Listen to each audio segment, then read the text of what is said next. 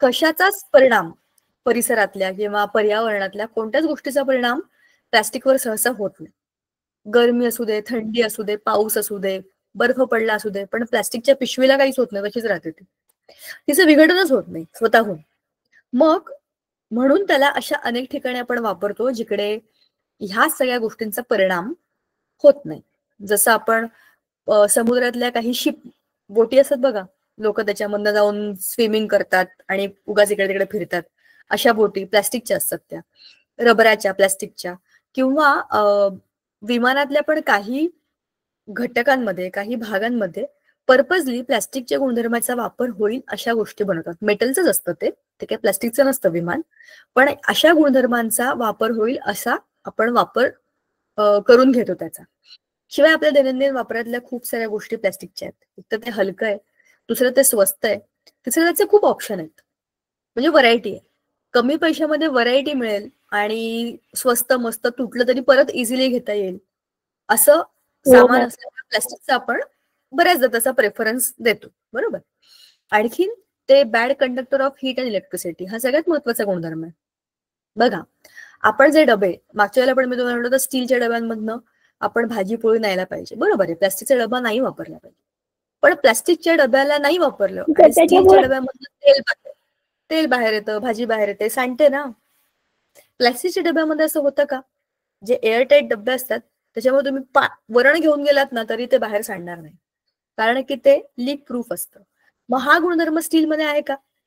जर स्टीलचं झाकण बसलं तर एवढं पक्क बसतं की ते उघडून काढेपर्यंत वरण खाली सांडेल, म्हणजे भाजी खाली सांडेल, आपल्या अंगावर पडेल.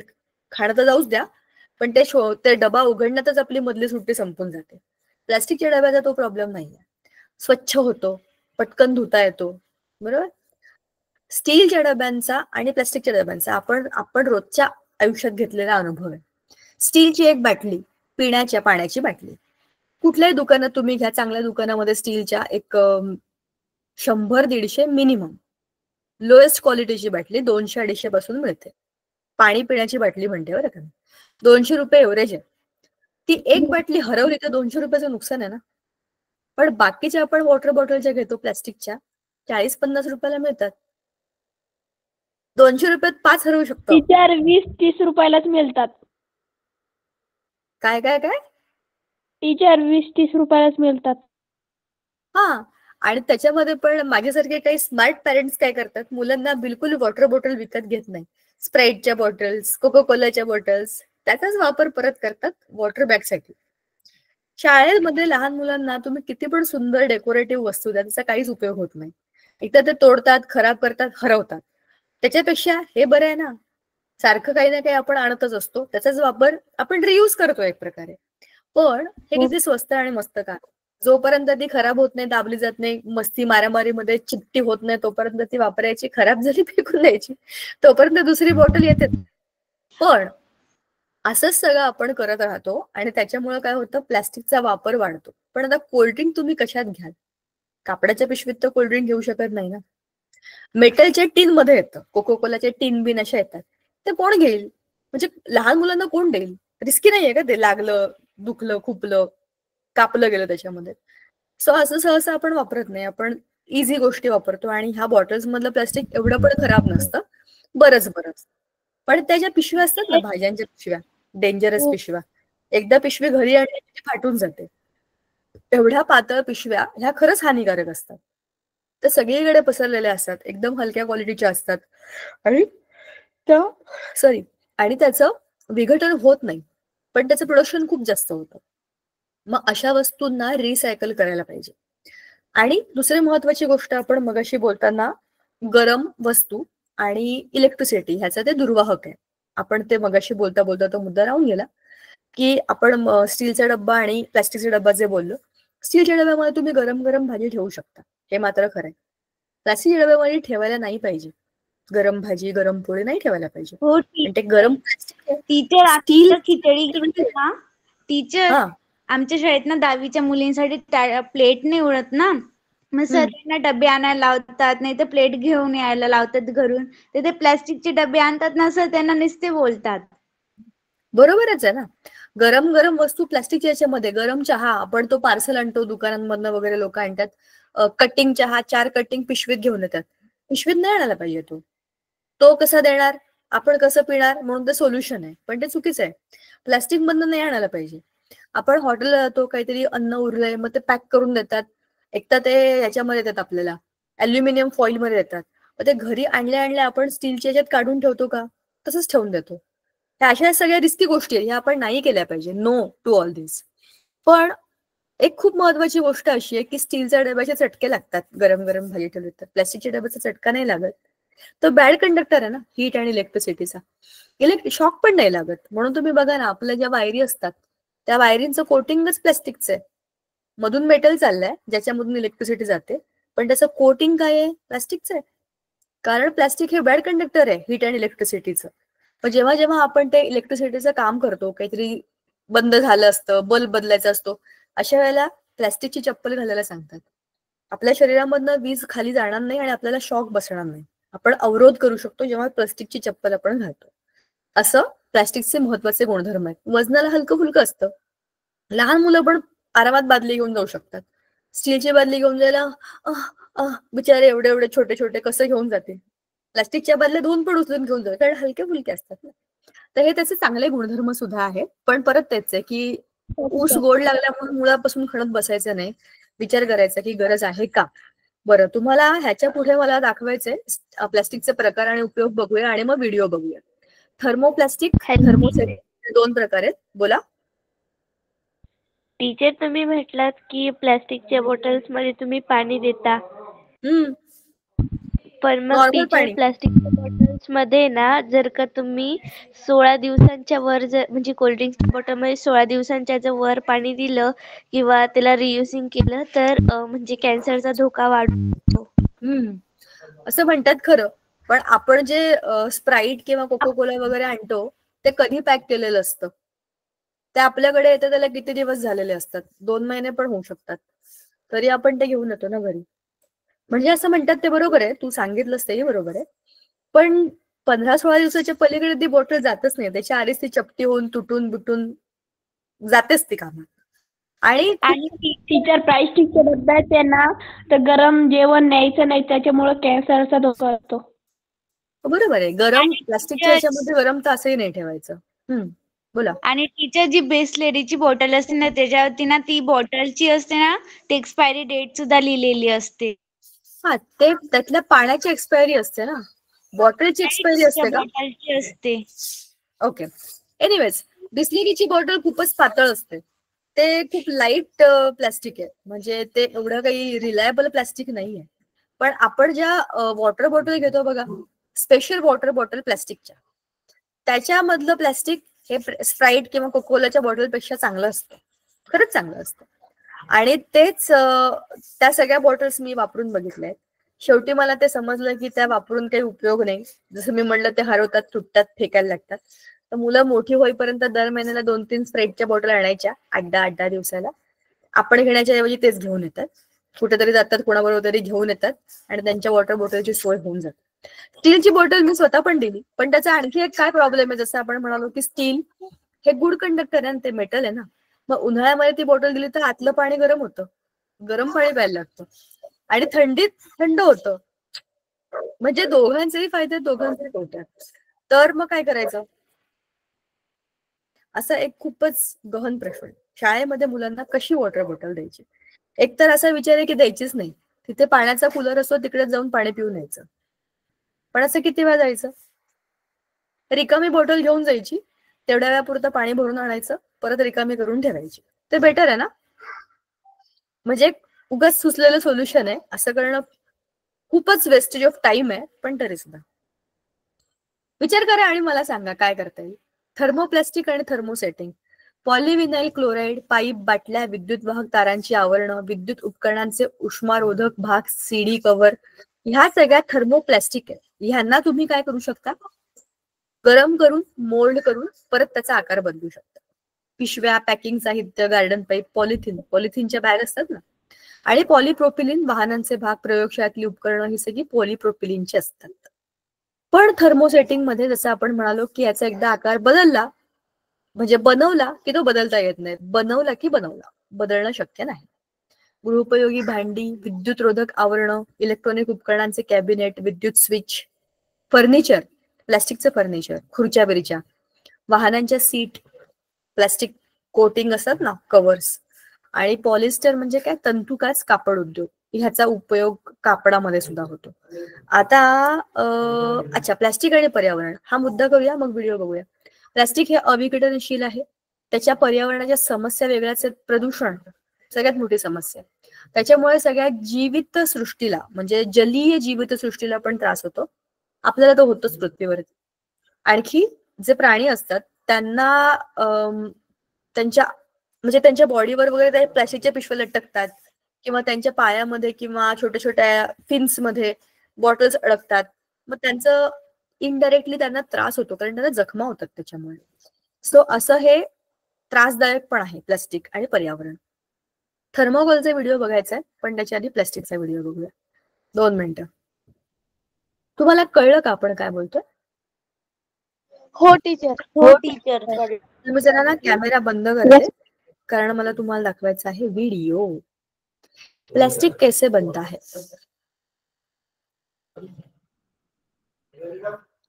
आवाज येतोय? Diesel, petrol, etc. Crude oil को येतोय टीचर.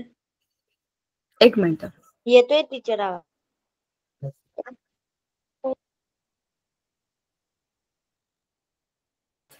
थांबा, मी आता स्क्रीन त्याची फुल करते आणि व्हॉल्यूम पण थोडा वाढवते.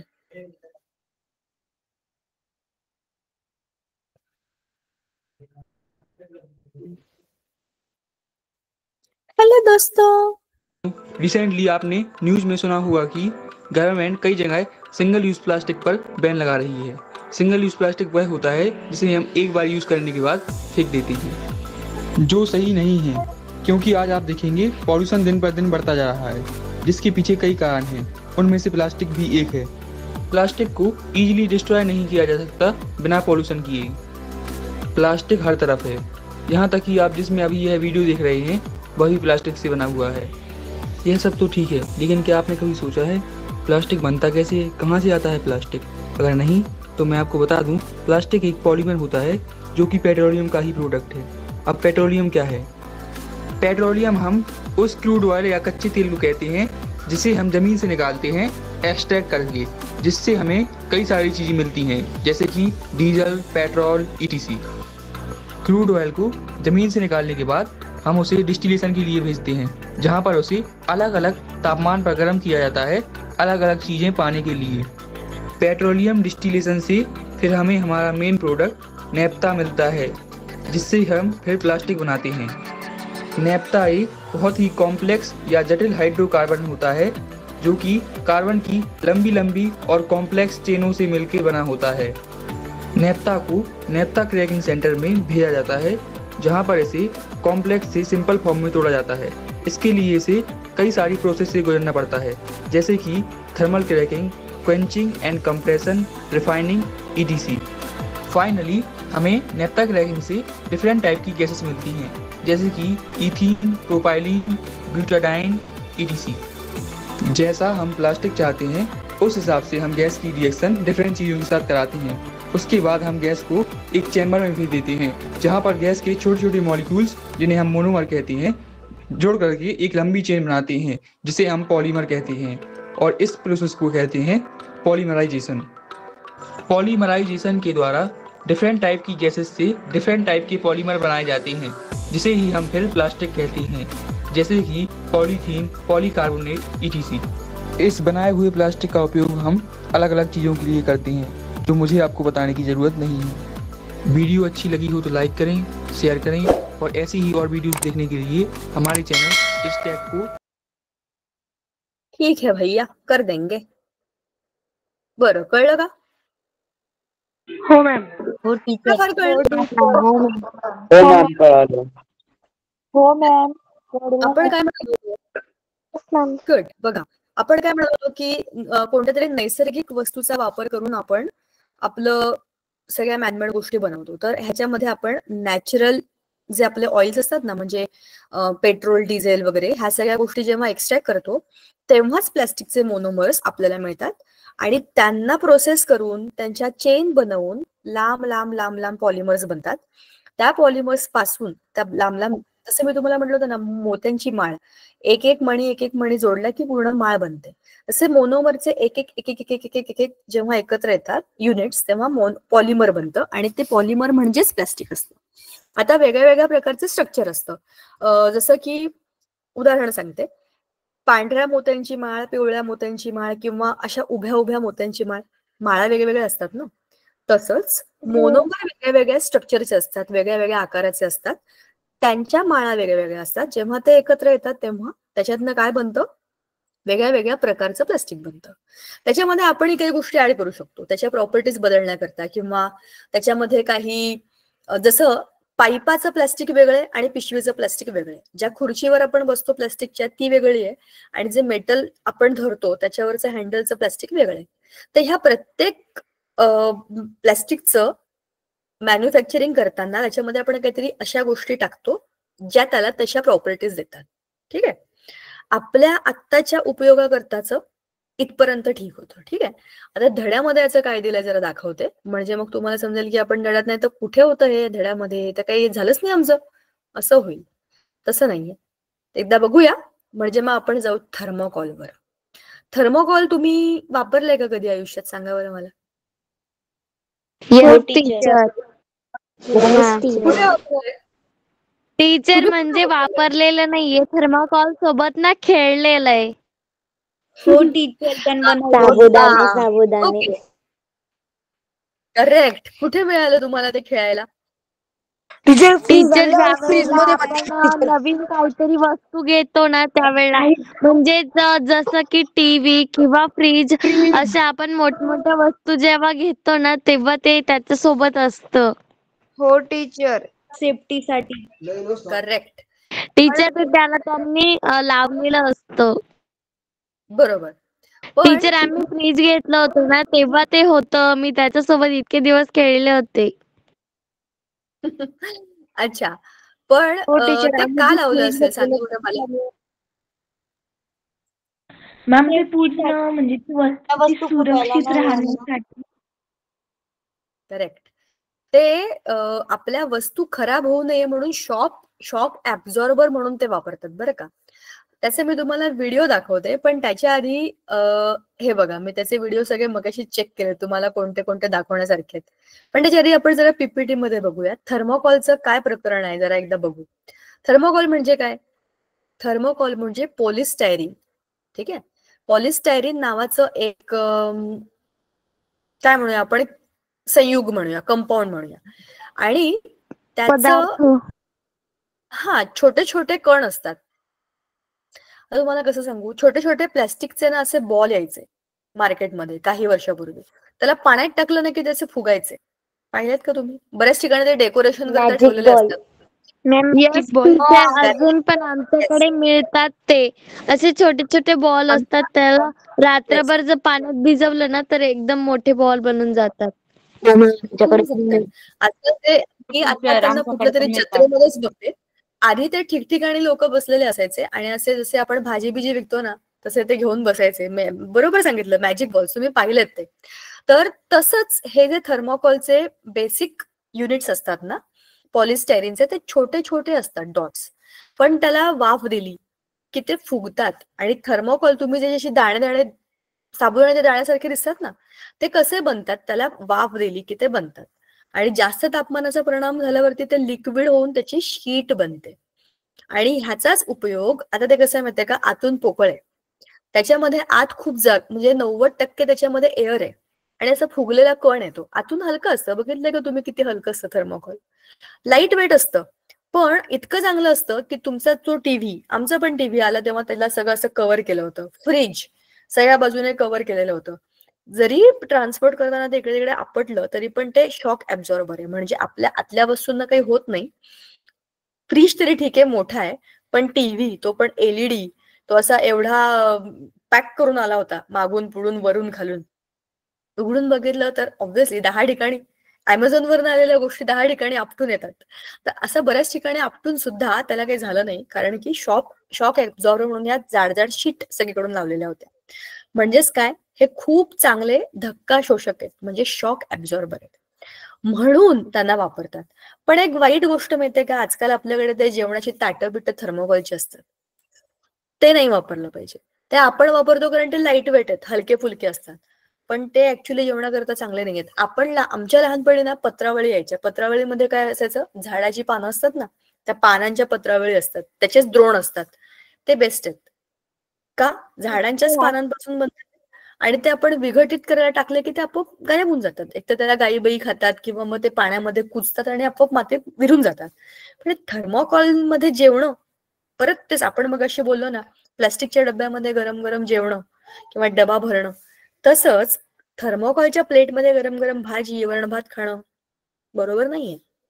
जेवणावळी करता आपण ते वापरतो, पण नाही वापरलं पाहिजे. ठीक आहे. आता त्याचा दुष्परिणाम काय ते पण बघूया. आरोग्यावरील परिणाम, त्याच्यामधल्या स्टायरीनमुळे कर्करोगजन्य घटक असल्यामुळे तो थर्मोकॉलच्या सतत सान्निध्यात असणाऱ्या लोकांना रक्ताचा ल्युकेमिया, एक प्रकारचा कॅन्सर आहे, आणि लिम्फोमा हे कर्करोग होतात. पर्यावरणाच्या दृष्टीने तर ते प्रश्नच नाही, ह्याचं पण विघटन होत नाही, खूप वेळ लागतो. मग जाळून टाका. खूप लोक असे असतात ना, कचरा जमा करतात प्लास्टिक बिस्टिकचा, जाळतात, त्याच्यातनं जास्त प्रदूषण होतं. तसंच थर्मोकॉल जाळल्यावरती सुद्धा जास्त प्रदूषण होतं. आणि अन्न पदार्थ बघा, थर्मोकॉलच्या भांड्यात ठेवलेले पदार्थ पुन्हा गरम केले तर स्टायरीनचा काही अंश त्याच्यामध्ये जातो, आणि मग ऑलरेडी ते स्टायरीन काय आहे, कर्करोगजन्य आहे. मग चांगलं आहे का त्याच्यामध्ये जेवण? नाही ना. आणि काच 2 मिनिटांनी काचेचा व्हिडिओ पण दाखवेन, पण आधी थर्मोकॉल कसं बनतं ते बघूया.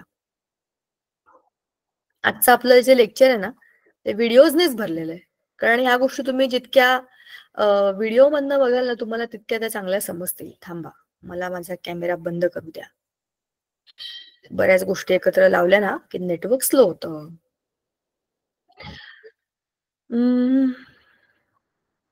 हो मॅम.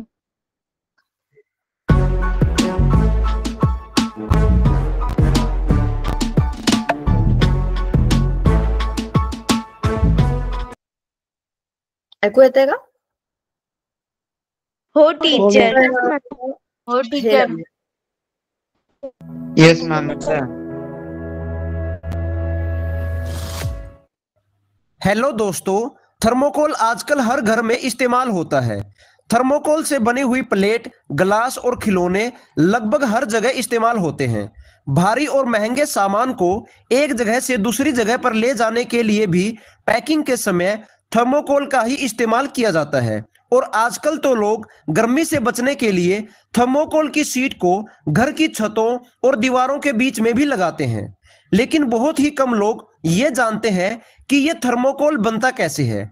चलिए दोस्तों, आज इस वीडियो के माध्यम से हम आपको लाइव दिखाएंगे कि थर्मोकोल को फैक्ट्रियों में कैसे बनाया जाता है।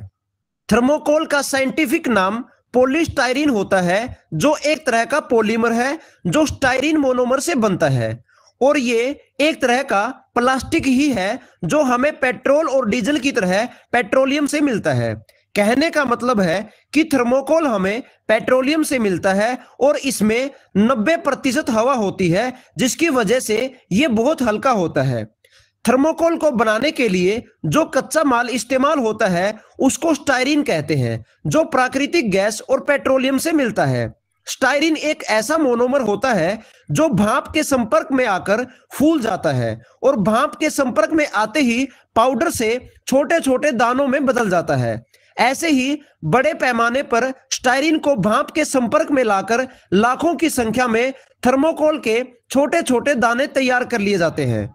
फिर इन छोटे छोटे दानों को स्टीम चैम्बर यानी भाप देने वाले कक्ष में डाल दिया जाता है और 200 डिग्री सेल्सियस तापमान पर इनको गर्म किया जाता है ताकि इनमें गैस भर जाए और ये बड़े हो जाएं। फिर इन दानों को बोरियों में भरकर रख लिया जाता है और बोरियों की मदद से थर्मोकोल की शीट बनाने के लिए इन दानों को एक मोल्डिंग मशीन में डाल दिया जाता है जो चारों तरफ से बंद होती है। फिर 5 से 15 मिनट तक इन दानों को एक निर्धारित तापमान पर गर्म करके और एक निर्धारित दबाव पर रखकर मोल्ड में इन दानों से थर्मोकोल की मोटी शीट बना ली जाती है।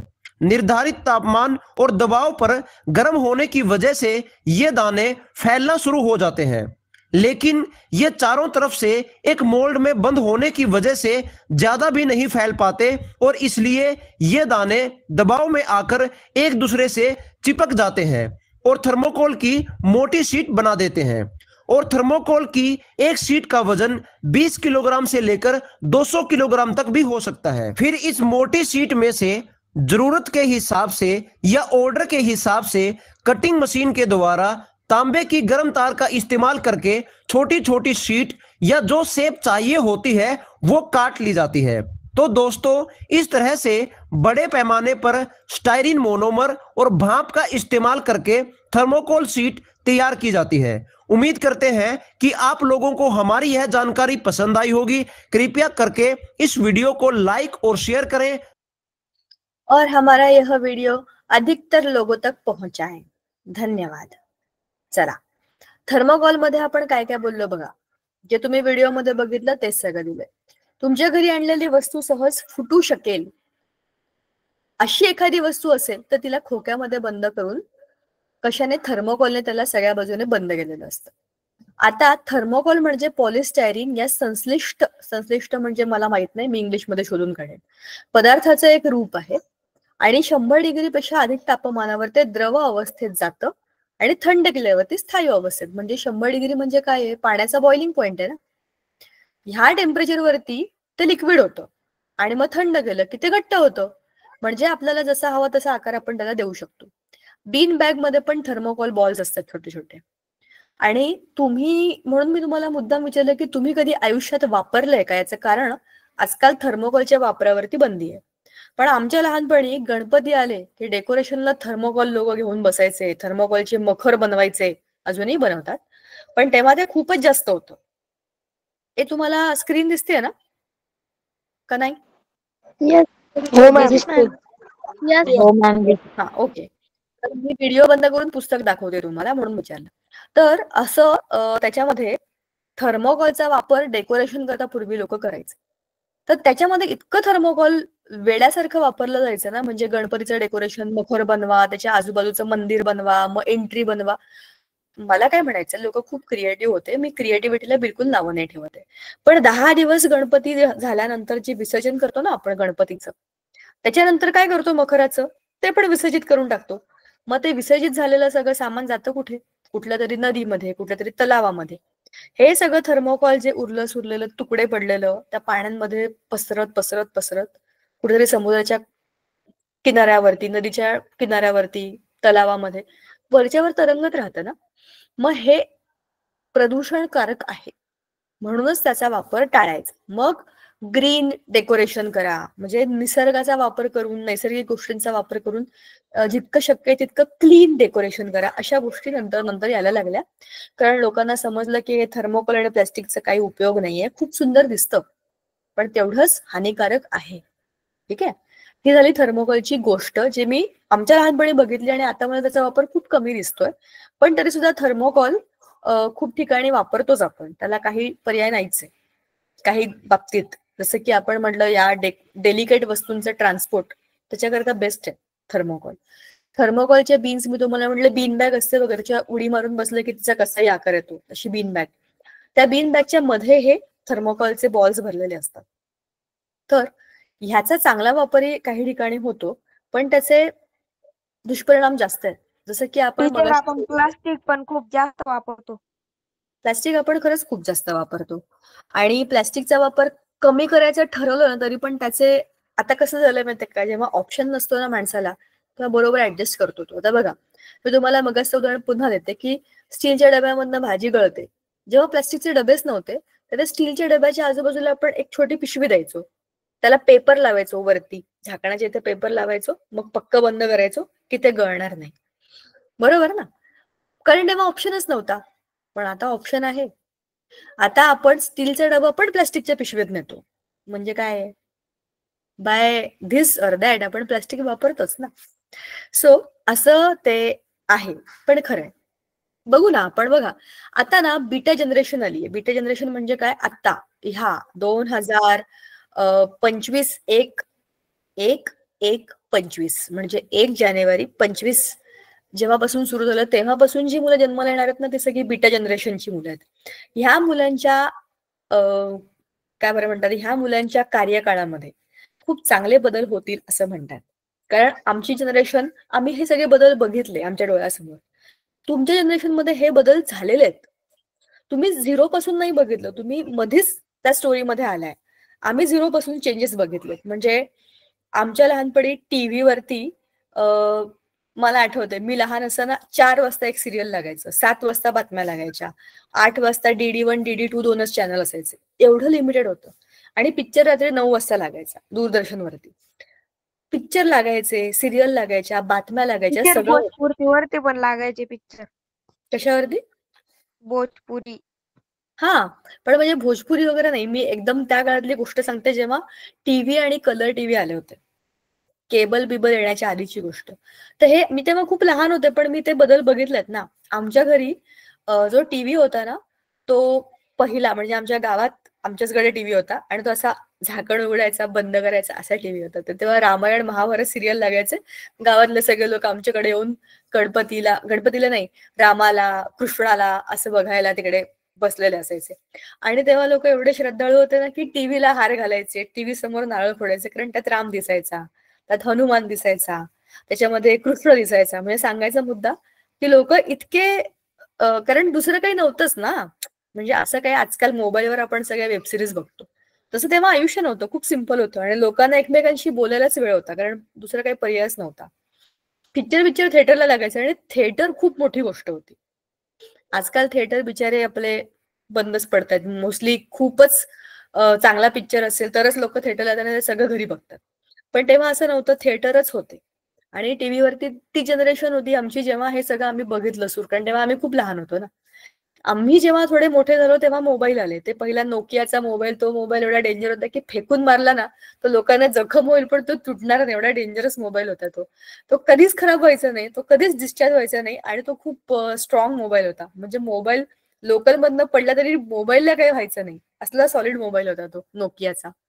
तर त्या मोबाईल पासून आत्ताचे स्क्रीन टच आणि आयफोन वगैरेच्या काळातले सगळे मोबाईल आम्ही बघितले.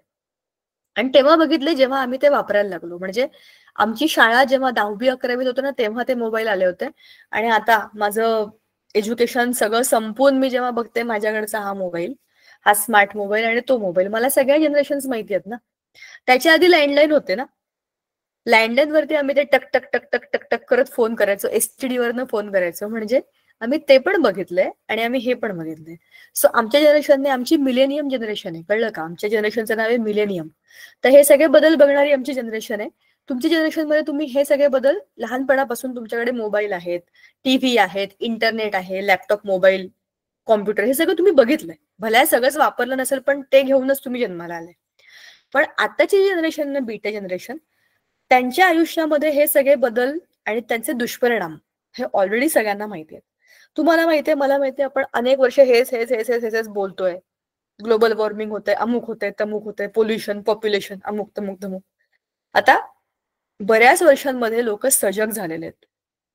म्हणून ही बीटा जनरेशन चांगलं काहीतरी काम करेल अशी अपेक्षा आहे. म्हणजे आता ते बदल पण आम्ही बघू. मस्त ना? तुम्ही तर हे सगळे बदल बघालच, पण मला जास्त मजा काय वाटते माहितीये का, आम्ही 0 पासून बघितली ना ती गोष्ट. मग त्याच्यात किती किती बदल होतात बघा ना. तेव्हा अरे काय तुम्हाला सांगू, मुंबई पुणे ट्रॅव्हल करताना अरे यार असं बोर व्हायचं. खड्ड्यांचे रस्ते, मोठे मोठे रस्ते आणि वन वे, इकडनंच जायचं तिकडनंच यायचं, छोट्या छोट्या रस्त्यांवरनं गाड्या अशा जायच्या, खूप वेळ लागायचा. आता 3 तासात मुंबई पुणे जातो आपण, फास्ट झालंय सगळं. सो एवढ्या सगळ्या बदलांना बघणं आणि आता मेट्रो बिट्रो आणि काय काय करतायत, फास्ट चाललंय ना सगळं. समृद्धी महामार्गावर जाणार आहे मी आता, बघणार आहे कसा आहे तो, ऐकलंय फक्त. तर सांगायचा मुद्दा असा आहे की हे सगळे बदल जे आहेत ते हळूहळू होत आहेत, पण ग्रॅज्युअली होत आहेत. आणि प्रत्येक पिढी त्यातनं नवीन शिकते. तर तुम्हाला ऑलरेडी या गोष्टी माहिती आहेत की हे नाही करायचं आणि हे करायचं. ऑटोमॅटिक तुमच्याकडे आलंय ना ते. आमच्याकडे हे पण आहे, हे पण आहे, हे पण आहे, हे होतं. मग पुढच्या काळात लोकांना कळलं की नाही नाही नाही, ह्यातलं हे चुकीचं आहे, हे बरोबर आहे. तुम्हाला ऑलरेडी माहिती आहे हे चुकी आहे, हे बरोबर आहे. पुढच्यांना माहिती आहे हेच करायचंय, कारण ते सगळं चुकीचं होतं. समजलं का? प्रत्येक जनरेशन मध्ये एक स्टेप पुढे जातो आपण. आता काहीतरी मुद्दा आपला भरकटला, पण सांगायचा मुद्दा तोच होता की थर्मोकॉलचा वापर दुष्परिणाम त्याच्यावरती आपण बोलत होतो. हे आपण ऑलरेडी मगाशी बघितलंय की लिम्फोमा आणि ल्युकेमिया असे कॅन्सर त्याच्यामुळे होऊ शकतात. त्याच्या ज्वलनामुळे खूप सारे विषारी वायू रिलीज होतात. ते जळल्यानंतर एक विचित्र वास येतो बघा थर्मोकॉल जळल्याचा. ते सगळे विषारी वायू हवेमध्ये जातात आणि आपणच नाकाविकातनं श्वासाने घेतो. ठीक आहे. आणि समारंभामध्ये वगैरे त्याच्या जेवणाच्या प्लेट्स आपण नाही वापरल्या पाहिजे. आता तुम्ही तुमच्या घरामध्ये तुम्हाला काहीतरी से असेल ना, कार्यक्रम करायचा आहे, काय करायचंय, सांगायचं हे नाही घ्यायचं, नाही घ्यायच्या या प्लेट्स. आपण दुसऱ्या असतात त्या आपल्या सिल्वर कोटिंगवाल्या, त्या पण ऍक्च्युली तशाच असतात, पण मग वापरायचं काय? जर साध्या पत्रावळी मिळाल्या तर सगळ्यात उत्तम त्याच आणायच्या.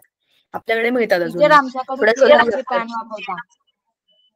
आमच्याकडे केळ्याची पान वापरतात. तुम्हाला माहितीये केळ्याच्या पानावर जेवणाचा फायदा खूप चांगला असतो. माहितीये का तुम्हाला? गरम गरम वरण भात त्याच्यावरती जो आपण खातो ना, त्या भात जो गरम असतो किंवा भाजी किंवा पोळी गरम वस्तू स्पेशली आपल्या केळ्याच्या पानावरती जेव्हा ठेवतो ना आपण, तर त्या केळ्याच्या पानामधले काही पॉझिटिव्ह इन्ग्रेडियंट्स आपल्या जेवणामध्ये येतात, ते चांगले असतात. म्हणून केळ्याचे आपण नैवेद्याचं ताट पण खूप ठिकाणी बघितलं असेल ना तुम्ही, देवाचं नैवेद्य केळ्याच्या पानावर वाटतात, कारण की ते खूपच हेल्दी असतं. बेस्ट आहे ते केळ्याच्या ताटावर जेवण. आता काचेचे व्हिडिओ मला तुम्हाला दाखवायचा आहे, पण बघा काच काय आहे. दैनंदिन वापरामध्ये आपण काचेचा उपयोग बऱ्याच ठिकाणी करतो. आपल्या खिडक्यांमध्ये, आपल्या मोबाईलच्या स्क्रीनवरती, आरशामध्ये आणि भिंगांमध्ये, मायक्रोस्कोपमध्ये, खूप ठिकाणी बांगड्या म्हणजे जे लोक घालतात त्या, किंवा काचेचे दागिने पण असतात, कानातले पण असतात. माझ्याकडे पण आहे काचेच्या कानातल्यांचा सेट. एवढा डेलिकेट आहे, मी तो कधीच वापरत नाही. भीती वाटते मला, एवढा सुंदर आहे पण कारण काचेचा आहे ना. तर अशा पद्धतीने सुंदर वस्तू, नाजूक वस्तू, डेकोरेटिव्ह वस्तू आणि त्या आर्टिफॅक्ट्स असतात बघा, त्याच्यामध्ये छान सुंदर फुलं ठेवणं किंवा त्याचे असे वास करून ठेवतात ते, अशा सुंदर गोष्टींमध्ये काचेचे ग्लास असतात. अशा भेटवस्तू पण असतात काचेचे, काय पक्षी बिक्षी काय काय बनवलेले असतात. अशा सगळ्या गोष्टी काचेच्या ज्या असतात त्याची काचेचे बाउल, आईस्क्रीम खातो आपण ते. जनरली लोक एकमेकांना लग्नामध्ये नको असलेले काचेची भांडी ह्याच्या लग्नात आलेलं त्याच्या लग्नात देऊन टाकतात. काय करणार एवढं सगळं ठेवून? काचेची जनरली असतात ना, वाटे, बाउल बिऊल काय काय येतात ते. सो त्या काचेची निर्मिती कशी होते ते बघू, मी तुम्हाला व्हिडिओ दाखवते. काचेचे गुणधर्म काय? काच तापवल्यावर तर ती मऊ होते, तिला हवा तो आकार देता येतो. तिची घनता तिच्यामध्ये असलेल्या घटक तत्वांवरती अवलंबून असते. काचेची उष्णतेचे मंद वाहक आहे काच, थोडी गरम होते ती. बरोबर असेल, तुम्हाला अनुभव आला असेल. उन्हाळ्यामध्ये आपल्या खिडकीच्या काचा ज्या असतात त्या गरम होतात, फुटून नाही जात पण गरम होतात, कारण तिला गरम कंडक्ट करणं शक्य आहे त्याच्यामध्ये. तिला जलद उष्णता दिल्यास किंवा उष्ण काच जलद थंड केल्यास ती तडकते. हा खरा अनुभव आहे.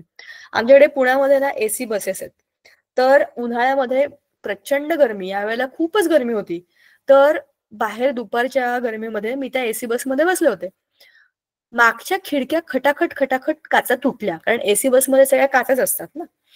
आतमध्ये एकदम थंड होतं आणि बाहेर एकदम गरम होतं. त्या एकदम गरमी आणि एकदम थंडी अशा कॉन्ट्रास्ट टेम्परेचरमध्ये ती काच तुटली.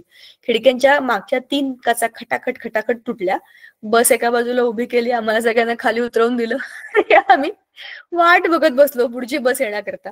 पुढची बस पण एसी बसच आली. मग कंप्लेंट झाली ना त्या बसची की असं झालं, त्यांनी पुढे रिपोर्टिंग केलं.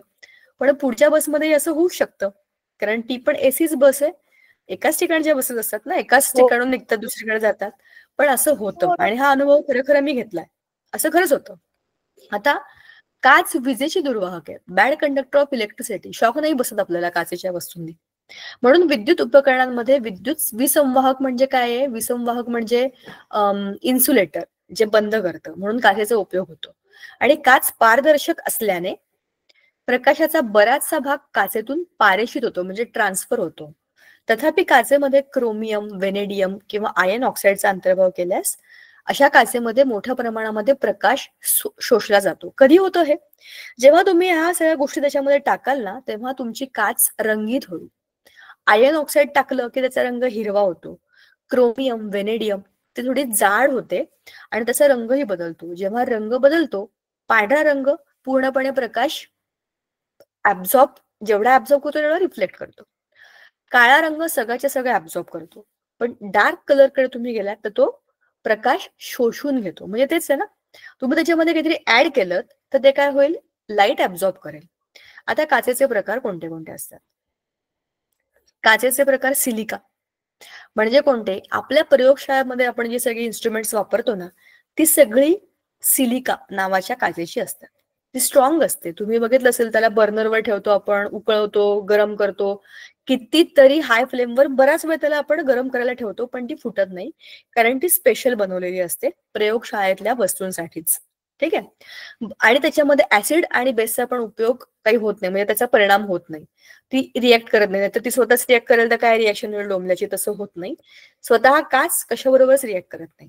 बोरोसिलिकेट काच कशापासून कशासाठी असते? औषध निर्मिती उद्योगामध्ये औषधे ठेवण्याकरताच्या बाटल्यांमध्ये काचेच्या बाटल्या असतात ना, स्पेशली त्या घाणेरड्या कडू बिडू खोकल्याच्या आणि कफच्या वगैरे त्या अशी ती औषध असतात ना, जी एकदम ब्राऊन कलरच्या बॉटल्समध्ये मोस्टली असतात बघा, आणि काचेची असतात, त्या सगळ्या काचा बोरोसिलिकेटच्या असतात. अल्कली सिलिकेट काच वाळू आणि सोड्याचे मिश्रण तापवून अल्कली सिलिकेट काच बनवतात, आणि ही काच पाण्यामध्ये विद्राव्य असताना तिला जलकाच किंवा वॉटर ग्लास असं म्हणतात. ही पाण्यामध्ये डिझॉल्व्ह होते अल्कली सिलिकेट. दुसरं आहे शिसेयुक्त काच. वाळू, सोडा, चुनखडी आणि लेड ऑक्साईडचे प्रमाण वितळवून शिसेयुक्त काच तयार केली जाते. चकचकीत असल्यामुळे त्याचा उपयोग विजेचे दिवे, ट्यूबलाईट ह्याच्यामध्ये केला जातो. प्रकाशीय काच वाळू, सोडा, चुनखडी, बेरियम ऑक्साईड आणि बोरॉन यांच्या मिश्रणातून प्रकाशीय काच तयार केली जाते. चष्मे, दुर्बिणी, सूक्ष्मदर्शी यांची भिंगे म्हणजे शुद्ध काच. जेवढा प्रकाश येईल तेवढा त्याचा उपयोग. बघा ना, भिंगामध्ये आपण गोष्टी कॉन्सन्ट्रेट करतो, म्हणजे सूर्याची किरणं कॉन्सन्ट्रेट करून त्याला होल पाडण्याकरता, बरोबर आहे ना, भिंगामध्ये किंवा सूक्ष्मदर्शीमध्ये जे काही बारीक सूक्ष्मजीव आहेत ते आपल्याला बघायचे आहेत. लाईटाचा खूप मोठा परिणाम आहे, म्हणून त्याच्यामध्ये चूक नाही पाहिजे, ती प्रकाशीय काच आहे. दुर्बीण, आपण आकाशात काहीतरी बघतोय, ऑलरेडी अंधार आहे आणि त्याच्यामध्ये आपण ग्रह तारे बघतोय, तर मग लाईटचा इफेक्ट त्याच्यामध्ये खूप बरोबर. आणि डोळ्यांनीच बघणार ना, म्हणून ह्या सगळ्यामध्ये प्रकाशीय काच असते. आणि रंगीत काच, जसं मी तुम्हाला म्हटलं, बॉटल्स असतात रंगीत काचेच्या, त्याच्यामध्ये रंग कसा येतो, तर त्याच्यामध्ये विशिष्ट धातूचे ऑक्साईड असतात. जसं मी तुम्हाला म्हटलं की फेरस टाकला की त्याचा रंग हिरवा होतो, निळसर हिरवा होतो. लाल टाकायचं असेल तर कॉपर ऑक्साईड टाकायला लागतं, म्हणजेच तुम्हाला रंगीत काच पण मिळते.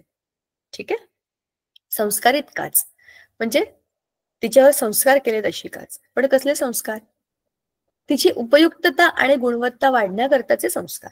म्हणजेच काय? स्तरित काच, प्रबलित काच म्हणजे reinforced glass, plain glass, fibre glass, ह्या सगळ्या वेगवेगळ्या ठिकाणी बघा, हे ग्लास आहे, हा ही काच आहे, ह्याचे दोरे दोरे दोरे आहेत. कुठल्या तरी प्रयोगाकरता किंवा कापडाच्या ह्याच्याकरता ह्याचा वापर केला जातो. ठीक आहे. या सगळ्या स्पेशली मॅन्युफॅक्चर्ड अशा काचा आहेत. ठीक आहे. हे कळलं तुम्हाला काचेबद्दल आता? हा, व्हिडिओ बघू आपण आणि मग आपण आज थांबूया, म्हणजे हा धडा संपून जाईल रे आपला. ठीक आहे. एक 5 मिनिटं चालेल का? Teacher. Okay teacher. Okay ma'am. Yes, चला. नाही भाई